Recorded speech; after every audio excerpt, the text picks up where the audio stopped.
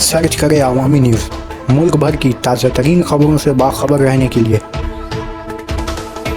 Subscribe करें हमारे channel को और बेल आइकन ज़रूर दबाएं।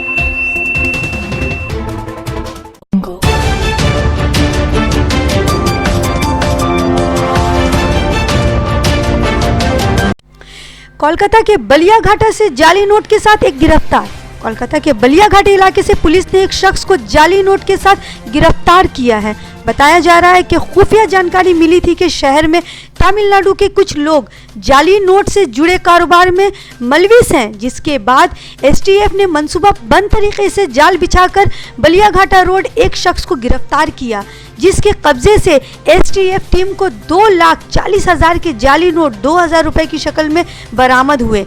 ताहम पकड़े गए शख्स को आज कोर्ट में पेश करते हुए इसे रिमांड पर लेकर पूछताछ के बाद इस मामले से जुड़े दीगर लोगों के बारे में मालूम किए जाने की बात है।